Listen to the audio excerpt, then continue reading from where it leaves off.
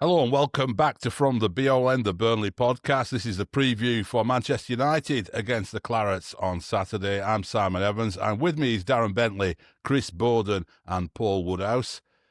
Gents, it's been an eventful week for our opponents, certainly. That defeat at Grimsby in the League Cup seems to have entertained half the nation. It seems like Britain woke up with a spring in its step this morning after that game. But it really was, Chris, wasn't it? It was like one of those FA Cup ties of the glory days of knockout football. It was quite an entertaining one.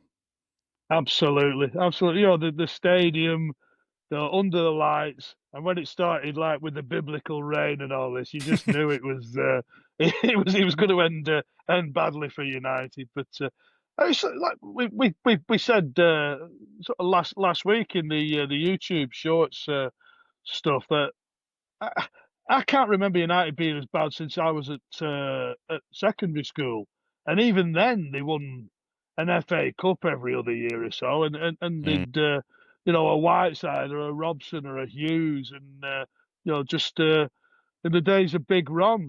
And it's, I mean, the last season was the lowest. I think it's the lowest league finish in the top flight since they were relegated 50 years ago. And it's like 12 months ago, isn't it? They should have potted Ten Hag at the end of the previous season, gave him how many 100 million, and sacked him a couple of months into the new season. They've done the same again. Because if he's not been sacked already, which I can't believe on the back of that, I can't believe he hasn't.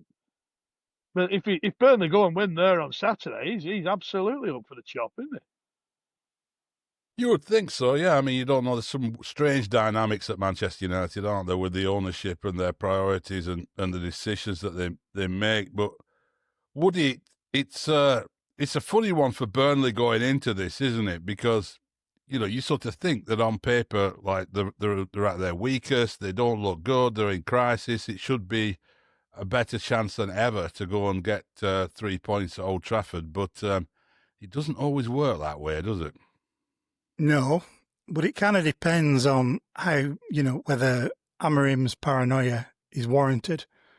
You know, as he was saying last night, players made a statement about him, as to which they're asking, what exactly do you mean by that?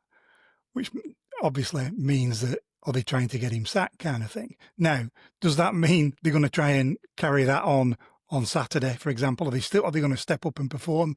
What is it they're going to do? Are they going to be able to suddenly perform within this magic little system of his? I have no idea. Is he going to change things around? Is he too stubborn? Has he lost that dressing room? Has he ever had that dressing room? You've no idea. So I don't know. I think, like we said, it's a great competition, the League Cup, but but they aren't a good side, and they don't have that cohesion.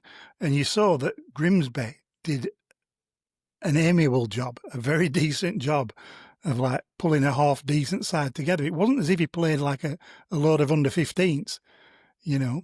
And so I would be very disappointed if we didn't get something on Saturday. I don't care what they throw at us. They're shit.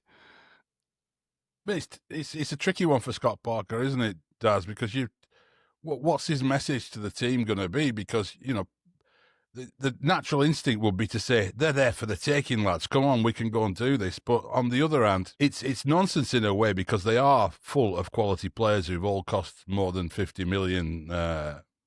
You know, they've not suddenly become bad players. They're just not working as a collective.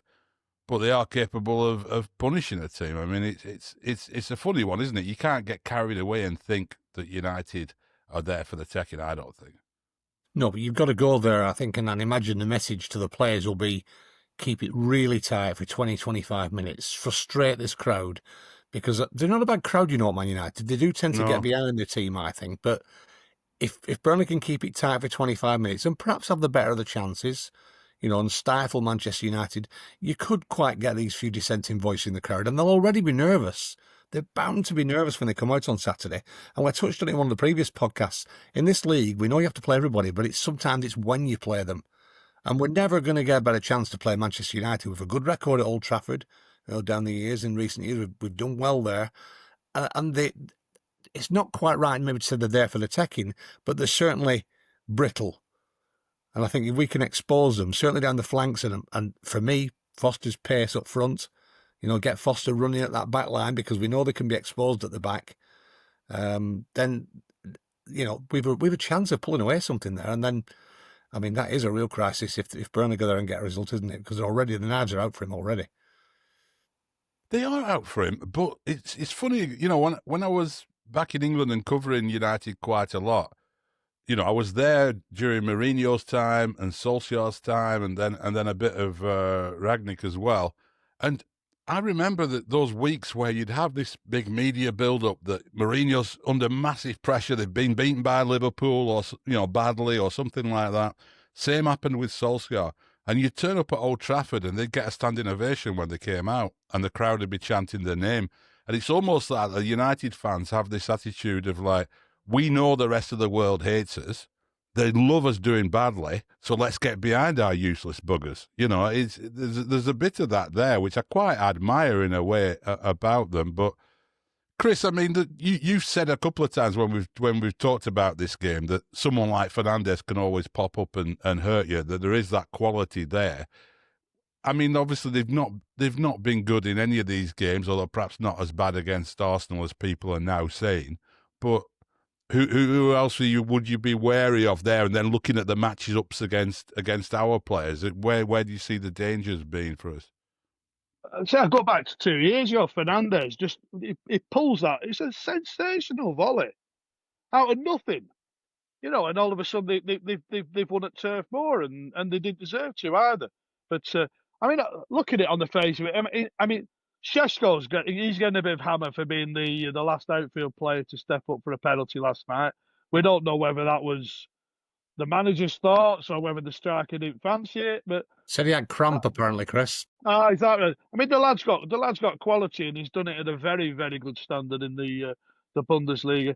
We've got I like Umbuemo. He's got that energy. He's physical. He's a lovely left foot. Although he's rattled the crossbar with it last night. But and again, Cunha's missed a penalty last night, but he looks a very had a terrific spell at Wolves that's earned him this move that he set his heart on seemingly, and I think he's a very good player. But they all are. It's like Ruud Gullit was saying. They're all very good players, and the ones that have been before have been very good players. And when they leave Man United, they'll be even better players, because there's something inherently wrong at Old Trafford. Look at McTominay. McTominay's like a bit part at United. He's almost like an afterthought. He goes to Napoli, and he's the best player in Serie A. Incredible. But Anthony, he's a meme, isn't he? Spinning around this trick, and then he goes to Betis, and he has a fabulous time at Betis, and everyone else who leaves United goes on to I'm sorry. There's numerous examples, but they need to start by picking a goalkeeper. And I genuinely, and this isn't just my sort of blind love for Tom Heaton, who's one of the best human beings, never mind footballers I've ever seen at Burnley, but he is the best goalkeeper on their books at the moment, the best senior goalkeeper. And I find it, I think it was Jamie Jackson from The Guardian was asking Amorim the other day, like, why are you not picking Tom Heaton, sort of thing, and he almost like this puzzled look, but he Onana is a hologram. There's something there, but everything goes through him. The young lad's got a rick in him, in every game he's played, and we all know Tom is Mr. Safe Hands himself, isn't he? But they'll bring in a completely new back three again, and they're all on the face. Luke Shaw, great player. De Ligt, great player. Yoro, great player. But the system. And this is what I can't understand about Amorim now. He's had best part of a year to either drill his system into the players he's got or go out and get players to fit that system. And it looks like he's got neither at the minute. So it's either he goes or he changes his formation. He must have been trying to change something on that little board with them magnets on it. He must have, Something must have been going on. It looked like he had Well, 16 players on at one stage. Maybe he's trying that. He got a few swaps in his Panini book, didn't he? Yeah. Isn't that what it is?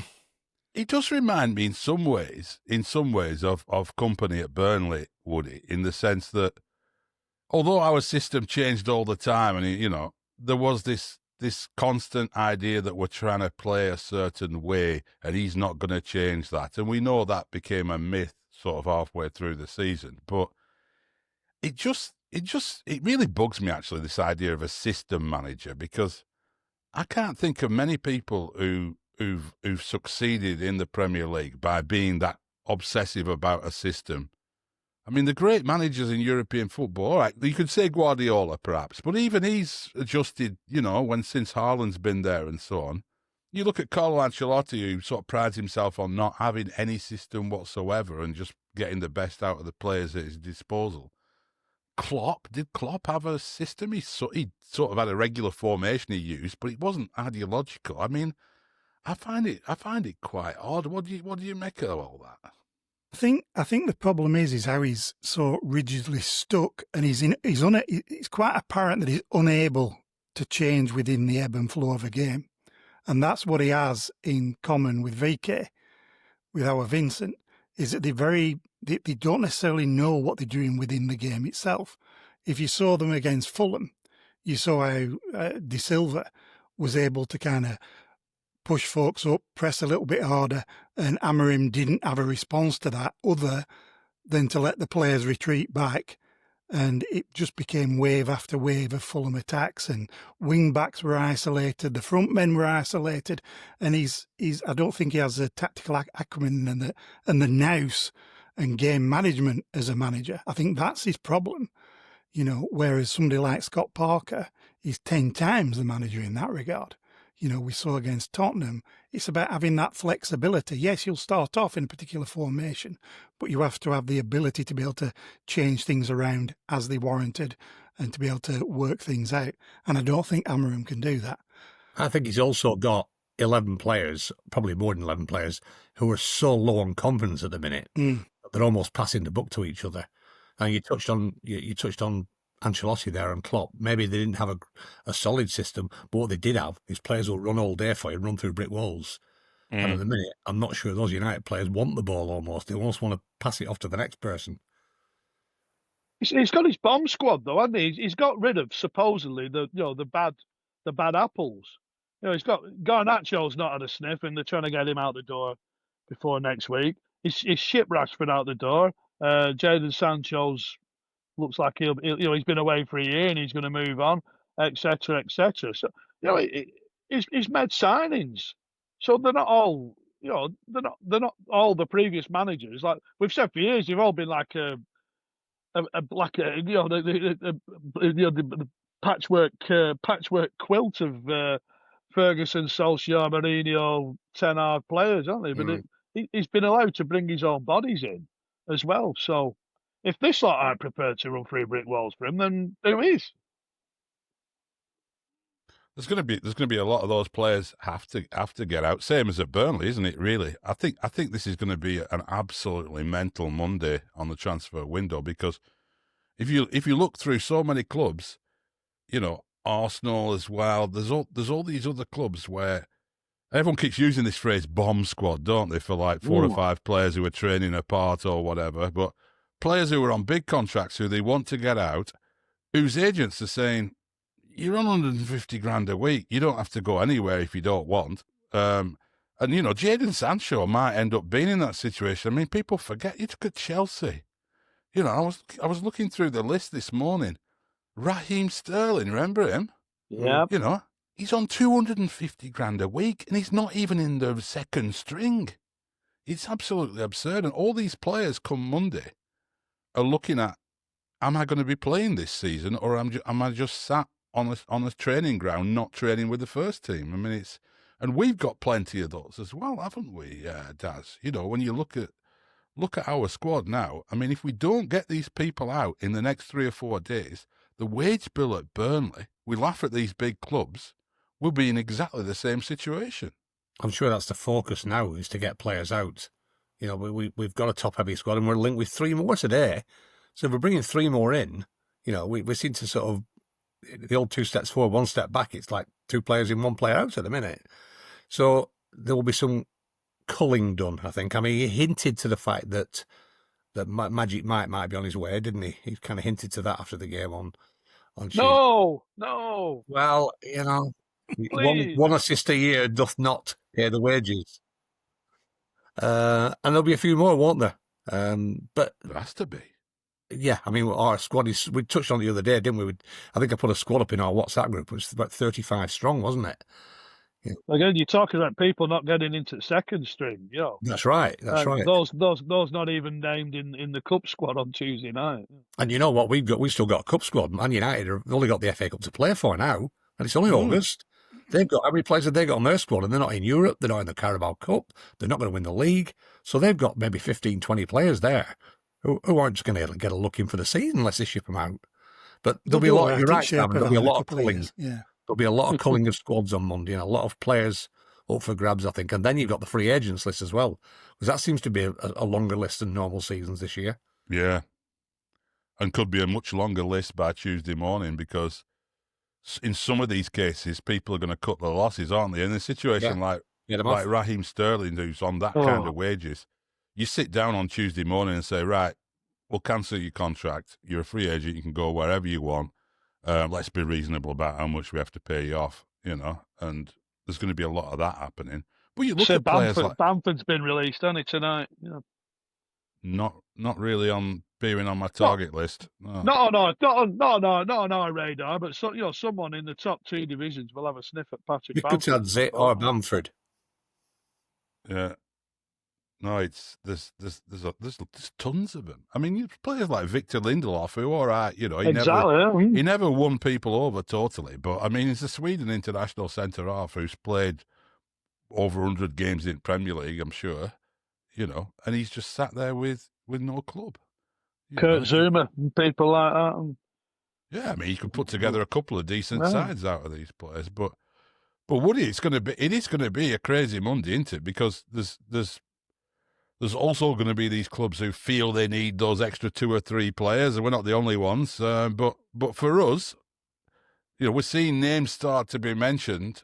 Who of the mentioned names? We'll go through them all in a minute. But is there any one of them that stands out to you, Woody? As like, oh yeah, we'll have that one. Can't say how many dildos I'm giving each one as yet, but it's like, it would seem that when we're talking about, and I don't know too much about him really, other than, what I've seen in various World Cups and whatnot, but they do look to have a pedigree, especially that Luis fella. Florentino Luis. Yeah. From Benfica, Yeah. And we don't know. I don't know. We've been saying we need these reinforcements. We say that we need an improvement over what we've got as well in terms of reinforcements. And these look like they are obviously marginally better. And so we'll see. I'd be very, very surprised if 1 or 2 of them we get. But it's like, we'd be spending about 80 million combined, wouldn't we, on the 3 of them? 80 million euros. Mkhitaryan, they're looking at 35 million. Is Luis 25 and the other Sane 15 or something. I think there are loans with obligations in some of those, but even so, you're right. You've still got to pay the wages. It's a chunk of change, isn't it? So we've got to clear that out. And maybe we have done. Maybe we have that planned. But these would be our biggest signings of the window coming right at the end, wouldn't they? Yeah. Chris, exactly. What are you making of those names? I see you want Agent Zeki to be getting in the ear of Luis, wouldn't you? He'll have been in and around him last season at Benfica. He looks, from what I've seen, he looks very similar to our Leslie, doesn't he? That sort of type. Yeah. I don't think you'd be turning another Leslie away. No. We certainly need another body, I think, in that area. So, if he can be persuaded. It's the age-old. You see all the comments, don't you, on social? Well, why would he go to Burnley? He's like, well, why wouldn't you? Because you play for us for 6 months, 12 months. You're gonna get a big move. If you perform. You're in the shop window. Mikotadze's been linked, like I say, every other window for the last 3 years or so, and never seems to stay in the same place for 2 minutes. But he showed in the. I'm looking back now. Was it with Georgia? It was in the Euros, wasn't it? Where he had a terrific Euros with Georgia, and he's one of those. I think he's as close as you're gonna get to that sort of old school killer centre forward. He's just going to sniff things out, and there's not many of those about these days. I wouldn't mind seeing. Again, we definitely need another forward option. I know nothing. Of the centre half, but if he's young and he's pacey, he would fit the bill. Yeah, I mean it's still early days, isn't it? But it feels like Twanzebe just the concerns we had about his fitness coming in. I do wonder whether he's not on a pay-per-play deal or something. I certainly think that would have been prudent. But the fact that we're looking for other centre-halves, we've rehabilitated Ekdal quite quickly into a starter, Daz. Joe Worrell's played in the Cup, and Twanzebe was on the bench, I think, for the Cup, wasn't he? And second half, yeah. Yeah. Well, Bashir played, didn't he? Yeah. Bashir played, yeah.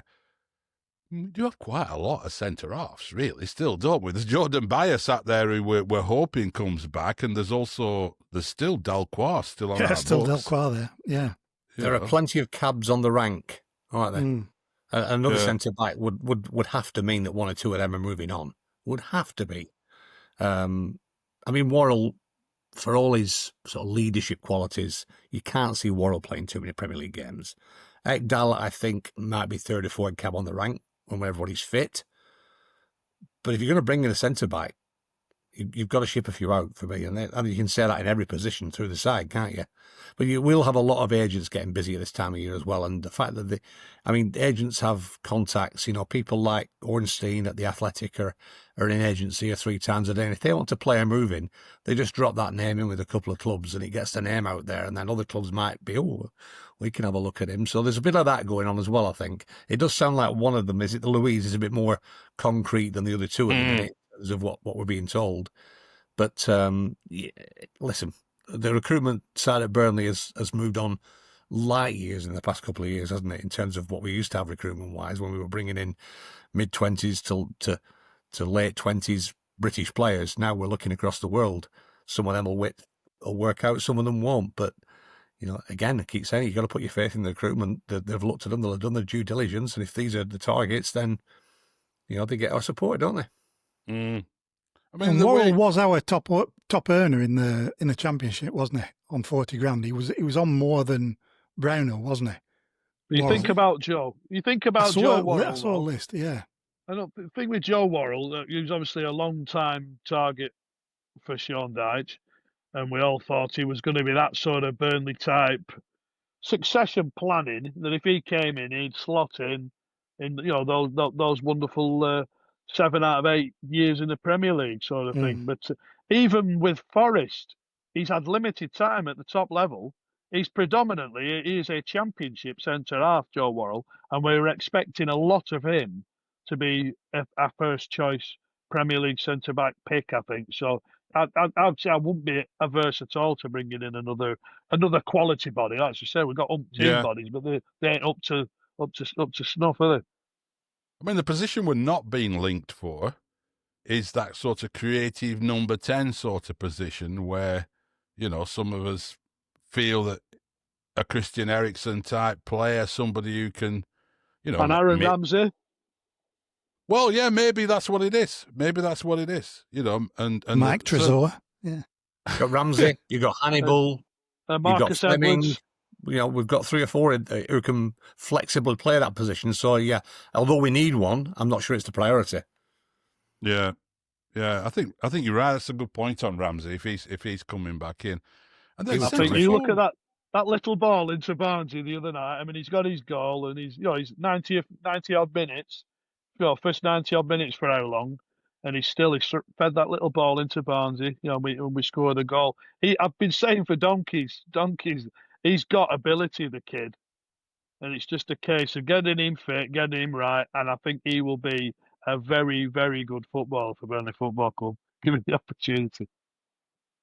Do you think, any of you, that we have a player who, I mean, we normally, and certainly until very recently, have had this nervous feeling as we go into the transfer window period that we're going to lose one of our best players? It doesn't feel like that at the moment, but I mean, the player who at the start of the window who you'd have been thinking about would have been Esteve, and he signed a new contract, and there hasn't been any links with anybody. But do you see Daz as being vulnerable to a big money offer coming in for anyone? I mean, if a big offer comes in, they will go, because that's the policy, isn't it? We don't stand in people's way, but I don't see it. I don't quite see it. You know, I think we'll get rid of the. I don't want to say dead one, because that's really disrespectful. But we'll get rid of some of the squad players who clearly are going to have limited time. You know, your Bensons and your Adjis and Mike Trezor, who just isn't going to play at Burnley. Just Obafemi. What's Obafemi doing? Yeah, there's so many of them. I don't know. I think you've got to cut your losses and get rid of those and get them off the books, because there's no point having a top heavy squad where you can create a bit of unrest in your camp by players who are just sat kicking the heels every week. But I don't see a big name moving on. No, I think it's the other way, unless someone does slap heavy money down. But who's going to slap it down for? Esteve, as you say, is the big one. There isn't anybody else, I don't think, who's in that. I mean, Josh Cullen perhaps. Those players are so integral to us, it would take ridiculous money to prize them out. The different spell on the cycle, in terms of the cycle, if you go on, Koleosho this time last year, we were worried because he'd had a good half a season. Odebert had obviously had a good spell. Trafford, there were people sniffing 12 months ago. Steve, people sniffing 12 months ago. And it's sort of calmed down a little, hasn't it? We've form and fitness and what have you have played the part. But Trafford was the one, wasn't it? But they'd planned that one out well in advance, and we've got a very capable young lad who's going to learn the ropes off of a very seasoned professional. Yeah, I mean, obviously we lost Egan, Riley, and Brownhill as well, didn't we? As they became free agents, so that weakened us a lot. Do you think, Woody, that we're stronger than we were last year now? Despite having lost our starting goalkeeper, starting centre half, and top scorer from midfield, do you think that what we've brought in to this point makes us stronger? I don't think we're a weaker side. I think we are a stronger side, because I don't think that. I mean, it's one of those strange conversations to have, isn't it? Because we know that they weren't necessarily going to turn into Premier League players, because they never necessarily have done previously, and Trafford's had a little bit of a mare, especially against who is it last week, and he might not start again, Egan Riley, he'd never, had he started a Premier League game for anybody? He hadn't for us, had he? Did he? And so he's unproven in the Premier League, and it's a completely different ball game, isn't it? And we know that Brownhill is just that little bit off in terms of, and was he worth 80 to 100 grand? Was he worth our top earner in the Premier League? You know what I mean? It's like a lot of money when you can bring in is Ugachukwu an upgrade in that position? Yes, he is. Would Louise be an upgrade in that position? Yes, he would be. And would you then say, let's spend 80k a week on Brownhill being just a squad man to come on for the last 15? Ridiculous money, isn't it? I think we're stronger in attack. Because we've got Broy in. I think we're stronger in midfield for losing Brownhill. We've got Big Les, I think, so an upgrade. I think we're still a little bit weaker in defence, because that defence got decimated, didn't it, last year? We're still trying to sort of replace those players. Yeah. It's like Kyle Walker. Well, yeah. I mean Walker's immense, but we're still, man for man, we're still weaker defensively. Hartman's a better left back than Lucas Perez. Yeah. Walker's. I'd still pinch myself. I cannot believe he's a Burnley footballer. goalkeepers, just like I say, he's a seasoned Premier League goalkeeper. He's going to do a job and hopefully go unnoticed. Just be solid every week. You've still got Steve in there, and like I say, that's what he says. We've no idea what CJ Egan Riley would have looked like at this level. No idea. So he's not really had much of a sniff with the under-21s. He ended up, I think his only action for the under-21s in the summer and was as a centre, deep lying centre mid in the dying minutes of extra time. And I don't follow Marseille fervently, but he was starting games on the bench the last time I looked there. So it's no. Ekdal hasn't got the pace, but he's a super. He's an international footballer. He's a leader. He put his head on everything last week, and he can read the game. I have no qualms at all with Ekdal. I think if you give him a run at this level, he'll become even better. Let's switch the focus back to United on Saturday before we wrap up. We've seen Parker play different systems already this season, a little bit more horses for courses than he was.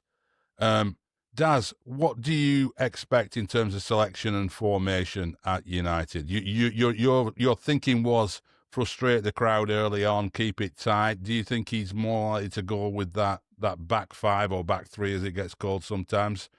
The three centre-half system? Yeah, all day long. The big question mark is right wing back, stroke right back, isn't it? Yeah. If he's going to go the three centre backs, does he stick with Brun Larson, which was a bit of a... Didn't really work out that last week, I don't think. But we were at home against Sunderland. We're away to Man United here. He's maybe not going to be asked to get us forward as much. Or do we go with Son, who, our new striker? Or do we stick him in at right back? Saying he had a good goal record on his Son before he came. Yeah, I'd be tempted to put Son in. I think so. He scored a goal in midweek. He's on the uppers. Brun Larson just didn't work for me, so I don't see why he would do that again. But other than that, I think the side will be as last week. Those 11 changes in midweek were made with it for a reason, weren't they? They were made for a reason to rest the other 11 players. Son's the only one for me that might well just get a start ahead of Brun Larson, but I don't see any other changes. You agree with that, Chris? I've got this head on, that I'd be playing my mate Loom on the right hand side, and just say, "Go on, let's go for them." Because I really think we can unsettle them. I think we can. I mean, obviously we want to match them up 3-4-3, regardless of who we pick. Just play 3-4-3, and just. But no, I don't see. I don't see why we can't go there and sort of take it to them. Really, as I've said the other week, you're playing the name. In reality, we're playing a very, very disenchanted, dispirited, ill-fitting, confused. Yeah. Why not? Go hell for leather at them. What's the worst can happen? So what does that mean in terms of formation selection, though? Going hell for leather? I would go. Mine would be the sort of 4-2-3-1 with the Chouamar on the right of the three, but he can also sort of swing in and make a right wing back as well if need be, much like Brun Larson did last week. Obviously, defensively, he's not got that sort of probably not got that mindset or capability, but the lad's got ability going forward. I mean, good grief, get at him, get at Luke Shaw, get at whoever, Diallo or Dallo, whichever non-entity's playing wide for them, I think it's going to be one in the middle of the park, to be fair, and it's going to be about the energy. And if we can like overload the middle of that park, and he's only playing with Fernandes and Casemiro, at best they've got 50 minutes between them. Before Casemiro starts blowing out of his arse. They're also wind up getting isolated. They showed it against Fulham.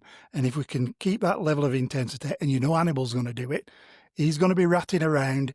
He's going to be disturbing it. He's going to be disturbing them, trying to break play up and just keep them on the back foot. And they won't be able to get any service out to Dorgu or Dallo.